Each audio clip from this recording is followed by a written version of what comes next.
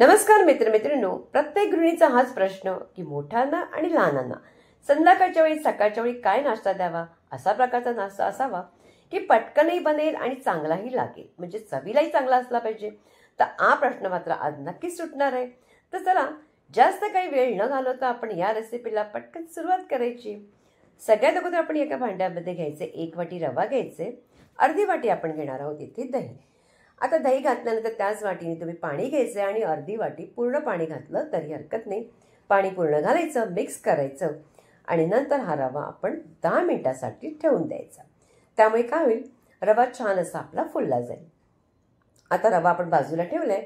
तर आता इथे आपण काय करायचं, मिक्सरचं भांडं घेतलेलं आहे. मिक्सरच्या भांड्यामध्ये आपण घालणार आहोत लसणाच्या पाकळ्या घालायच्या 4-5 अशा. त्याचबरोबर हिरवी मिरची घालायची, तिखट घेतली तरी चालेल, आणि आल्याचा तुकडा. आल्याचा तुकडा घातल्यानंतर सगळ्यात महत्त्वाचं इन्ग्रेडियंट्स म्हणजे मक्का. मक्याचे जे दाणे आहेत ना, 1 वाटी भरून घ्या, त्याच्यामध्ये घालायचे आणि ह्याला आपण वाटून घ्यायचे. या मक्याच्या दाण्याने त्या नाश्त्याला अगदी मस्त चव येते. आणि बघा, आपलं हे पीठसुद्धा अगदी फुललं गेले आणि हे मिश्रणही वाटलं गेलं होतं. तर मिश्रण त्याच्यामध्ये घालायचं आणि हे रव्याचं मिश्रण आणि जे मक्याचे दाण्याचं सगळं मिश्रण अगदी व्यवस्थित त्याच्यामध्ये आपण अगदी व्यवस्थित मिक्स करून घ्यायचे.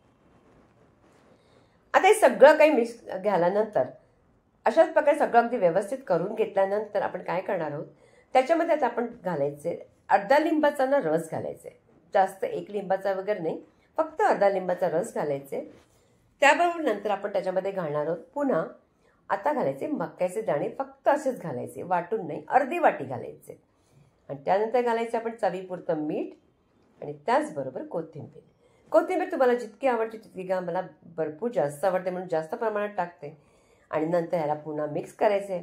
आता हे थोडंसं जाडसर वाटतंय म्हणून काय करायचं, जरासं पाणी घालायचं आणि थोडंसं ह्याला पातळ करायचं. मात्र जेव्हा हे मिश्रण तुम्ही पातळ करता तेव्हा मात्र जास्त प्रमाणात पातळ करायचं नाही, नाहीतर ते फुललं जात नाही.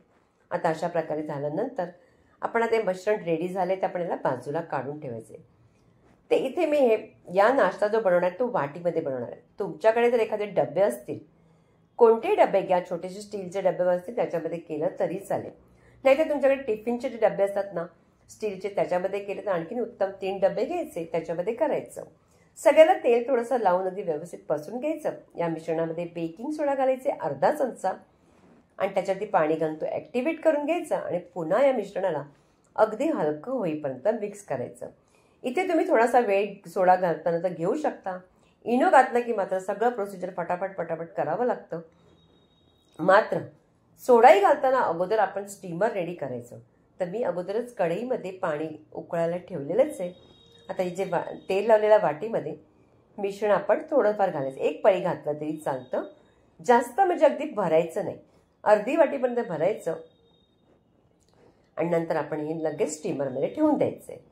आता इथे बघा, कढईमध्ये पाणी चांगलं उकळलं गेलं होतं. तर या 3ही वाट्या या स्टँडवरती व्यवस्थित होत आहेत. अशा प्रकारचं स्टँड ठेवायचं किंवा तुमच्याकडे स्टीमर असेल तर त्याच्यामध्ये ठेवू शकता. आणि आज झाल्यानंतर झाकून आपण याला 10 मिनिटासाठी ठेवून द्यायचं. 10 मिनिटं झालेली आहेत आणि हे झालंय की नाही ते कसं कळेल, तर तुम्ही काय करायचं, चाकूच्या साहाय्याने किंवा एखाद्या तुमच्याकडे काट्याचा चमचा असेल तर घालायचं आणि तो व्यवस्थित निघाला म्हणजे हा आपला अगदी नाश्ता रेडी झालेला आहे.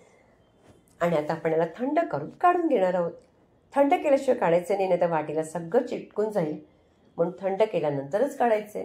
सगळं त्या मिश्रणाच्या प्रकारे कशाने एखाद्या चमच्याने वगैरे काढून घ्यायचं. तिन्ही आपण जे आहेत ना ते काढून घेऊया.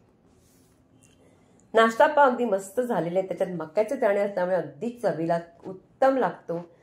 तुम्हाला करायला काही त्रासही होणार नाही. जास्त इन्ग्रेडियंट्स म्हणजे जास्त साहित्यसुद्धा नाही आहे, अगदी मस्त होतो. आता हे सगळे आपण काढून घेतलेले आहेत आणि आपण काय करणार आहोत, याला एक छानशी आपण फोडणी देऊया. फोडणी नाही घातली तरी चांगला लागेल. तुम्ही एखादी चटणी असेल तर देऊ शकता. तुम्ही टिफिनमध्ये सुद्धा मुलांना देऊ शकता. इथे मी तव्यामध्ये तेल गरम करायला ठेवलं होतं, त्यात राई घालायची आहे, त्याचबरोबर घालायचे ह्याच्यामध्ये थोडंसं तीळ, जे सफेद तीळ असतात ते घालायचे. आणि अवसला तुम्ही कढीपत्तासुद्धा घालू शकता, मी ते घातला नाही आज. आणि त्यानंतर थोडीशी लाल तिखट आणि हळद ती घालायची.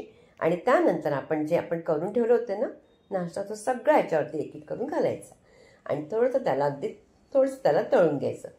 म्हणून याला डीप फ्राय केलेलं नाही आहे. फक्त अशा प्रकारे करा. तुम्ही हवं असतं ह्याचे 4 तुकडे करूनही तुम्ही असे मुलांना करून दिले ना तरी चालेल. त्याला फोडणी घालून दिली ना तरीसुद्धा त्यांना छान लागेल. नुसतं असाच खायला अगदी मस्त लागतो. नक्की ट्राय करा, तुम्हाला खूप आवडेल. आता हे सगळं एक एक करून काढलेलंच आहे आणि त्याबरोबर तुम्ही सॉस चटणी जी असेल ती द्या, नाही दिलं तरी चालेल. बघा आपला हा नाश्ता अगदी छान असा रेडी झालेला आहे आणि त्याबरोबर मी हिरवी चटणीची तुम्हाला बरेच वेळा रेसिपी दिलेली आहे. प्रत्येक मी व्हिडिओमध्ये वेगवेगळ्या पद्धतीच्या चटण्या दाखवते, ते नक्की पाहायचे आहेत. आणि तुम्हाला आता जो नाश्ता आहे तुम्हाला मी तोडून सुद्धा दाखवेन की तो किती नरम आणि बनलेला होता. तोडताना तुम्हाला कळेलच की त्याचे मक्याचे दाणे सुद्धा अगदी बाहेर निघतात ना, त्या मक्याच्या दाण्याचा गोडवा अगदी या नाश्त्याला अगदी मस्त येतो. बघा किती अगदी नरम झालेला आहे. तर तुम्हाला ही रेसिपी माझी कशी वाटली मला कॉमेंट्स करून नक्की सांगायचे. आवडल्यास जास्तीत जास्त लाईक करायचे, प्रत्येकांकडे शेअर करायचे आणि सबस्क्राईब मात्र नवीन असाल तर सबस्क्राईब करायला मात्र विसरू नका. शॉर्ट व्हिडिओ सुद्धा पाहायचे आणि पुन्हा भेटायचे आपण एका छानशा रेसिपी बरोबर.